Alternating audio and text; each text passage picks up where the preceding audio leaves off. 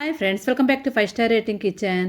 ఇవాళ వీడియోలో గోధుమ పిండి మరియు పచ్చిమిరపకాయలతో ఇలా కొత్తగా ట్రై చేయండి. రుచి భలే ఉంటుంది. ముందుగా మిక్సింగ్ బౌల్ తీసుకొని దానిలో 2 కప్పుల వరకు గోధుమ పిండి తీసుకోండి. రుచికి తగినట్లుగా ఉప్పు వేసుకోవాలి. నెక్స్ట్ పావు స్పూన్ వరకు వాము వేసుకోండి. వాము ఎందుకు వేసామనేది చూద్దాము.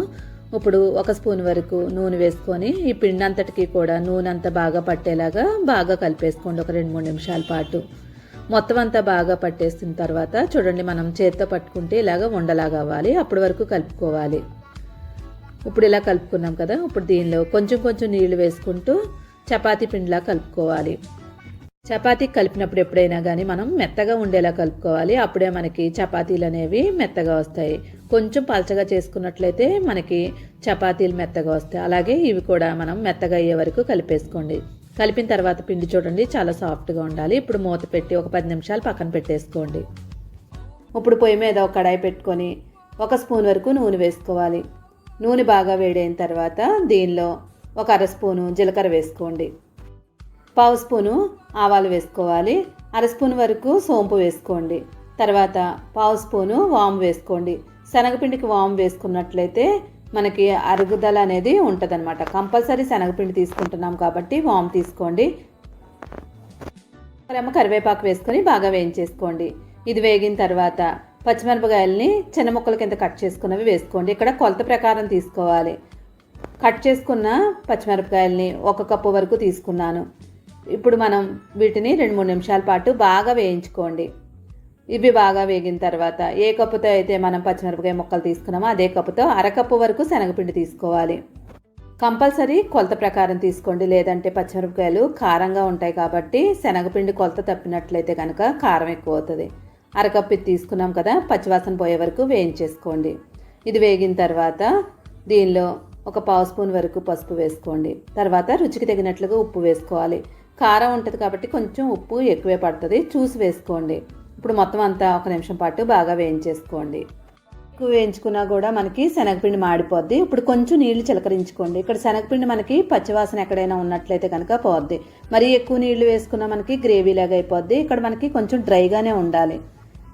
ఇలా ఒకసారి కలిపేసుకొని మూత పెట్టి ఒక 2 నిమిషాల పాటు మనకి పచ్చివాసన పోయే వరకు మూత పెట్టేసుకోండి. మనకి మూత పెట్టడం వల్ల ఆవిరిపడి కొంచెం మెత్తబడుతుంది. ఎక్కువ నీళ్లు వేసుకునే పని ఉండదు.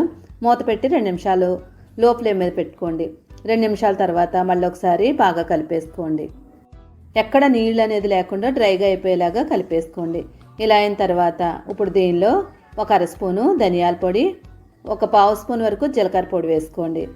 తర్వాత దీనిలో చాట్ మసాలా, ఇది హోమ్ మేడ్ చాట్ మసాలా ఇక్కడ నేను తయారు చేసిందే, అది 1 స్పూన్ వరకు వేసుకోండి. మీ దగ్గర ఏది అవైలబుల్గా ఉంటే అది వేసుకోండి. చాట్ మసాలా వేయడం వల్ల టేస్ట్ మాత్రం చాలా బాగుంటుంది. మొత్తం అంతా 2-3 నిమిషాల పాటు బాగా కలిపేసుకోండి. తర్వాత ఒక నిమ్మకాయని తీసుకొని ఒక అరచెక్క వరకు తీసుకోండి. మరీ ఎక్కువైనా మరీ పొల్లగా అయిపోద్ది. కంపల్సరీ నిమ్మకాయ వేసుకోవాలి.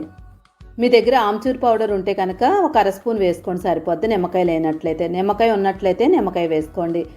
ఇలా పులుపు వేయడం వల్ల మనకి కారంగా ఉండకుండా పచ్చిమిరపకాయలు అనేది ఉంటుంది. ఇప్పుడు ఒకసారి బాగా కలిపేసుకొని కొత్తిమీర వేసేసుకోండి. ఇప్పుడు పిండిని మూత తీసి ఒక 2-3 నిమిషాల పాటు బాగా కలిపేసుకోండి. చూడండి మెత్తగా ఉంది. 2-3 నిమిషాలు బాగా కలిపేసుకున్న తర్వాత చపాతీకి ఎంత అయితే తీసుకుంటామో అంత ముద్దను తీసుకోండి. రౌండ్ బాల్లా తయారు చేసుకోండి. ఇలా తయారు చేసుకున్న దాన్ని పీట తీసుకొని పూరి పీటని దానిపైన పిండి జల్లేసుకోండి. పిండి జల్లేసుకొని చపాతీలా చేసుకోవాలి. మరీ పెద్దది కాకుండా మీడియంగా ఉండేలాగా చేసుకోండి. పెద్దది చేసుకున్నట్లయితే మనకి స్టఫింగ్ అంతా బయటకు వచ్చేస్తుంది. పెద్దది కాకుండా ఈ సైజు ఉండేలాగా చేసుకొని ఇప్పుడు దీనిలో మనం తయారు చేసుకున్న కర్రీని పెట్టేసుకోవాలి. అయితే ఇక్కడ మనం ఏమనుకుంటామంటే పచ్చిమిరపకాయలు వేసుకున్నాం కదా, స్టఫింగ్ బయటకు వచ్చేస్తుందేమో అనుకోవద్దు. లోపల స్టఫింగ్ అంతా మనం పచ్చిమిరపకాయలు ఉడికించినప్పుడు మెత్తగా అయిపోద్ది. ఇక్కడ శనగపిండి వేసాం కాబట్టి టేస్ట్ కూడా చాలా బాగా వస్తుంది. ఇప్పుడు మొత్తం ఒక 2 స్పూన్ల వరకు దీనిలో పెట్టేసుకొని చుట్టూరు కూడా చేత్తో ఇలాగా క్లోజ్ చేసుకోండి. క్లోజ్ చేసేటప్పుడు పైన కొంచెం పిండి వస్తుంది. ఆ పిండిని మాత్రం పక్కకు తీసేసుకోండి. ఇలా చేసుకున్న తర్వాత ఇప్పుడు దీన్ని మనం పూరీపీట మీద పిండి జల్లేసుకొని మనం చపాతీలా మళ్ళీ చేసుకోవచ్చు. గట్టిగా ప్రెస్ చేసుకున్నా పర్వాలేదు, లోపల స్టఫింగ్ అస్సలు బయటికి రాదు.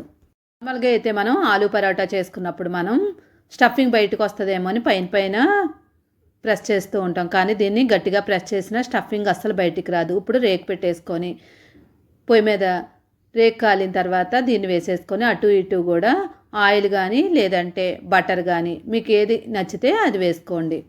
రెండు వైపులా కూడా ఎర్రగా అయ్యే వరకు కాల్చేసుకోండి. మీరు చాలా రకాల పరోటాలు చూసుంటారు కానీ పచ్చిమిరపకాయతో చేసి ఉండరు. ఇలా డిఫరెంట్గా చేసి చూడండి. కారం అనుకుంటారు కానీ అస్సలు కారం ఉండదు, శనగపిండి వేసాం కాబట్టి. వేడివేడిగా ఇలాగా పిల్లలకి వడ్డించి చూడండి. పైన కొంచెం బటర్ వేసినట్లయితే టేస్ట్ చాలా బాగుంటుంది. దీని కాంబినేషన్గా మనం పెరుగు తీసుకున్నట్లయితే ఇంకా సూపర్ ఉంటుంది. ఇంకా ఎటువంటి కర్రీతో కూడా పని ఉండదు. పిల్లలు ఆకలి అన్నప్పుడు కానీ లేదంటే అప్పటికప్పుడు ఎటువంటి కూర లేనప్పుడు ఇలా చేసి చూడండి. టేస్ట్ కూడా చాలా బాగుంటుంది. చాలామంది కారంగా ఉందని కామెంట్ చేస్తూ ఉంటారు. ఒకసారి ట్రై చేసి అప్పుడు కామెంట్ చేయండి. వీడియో నచ్చితే లైక్ చేసి ఛానల్ సపోర్ట్ చేయండి. ఇలాంటి వెరైటీ రెసిపీ కోసం 5 స్టార్ రేటింగ్ కిచెన్ని సబ్స్క్రైబ్ చేసుకోండి. Thank you.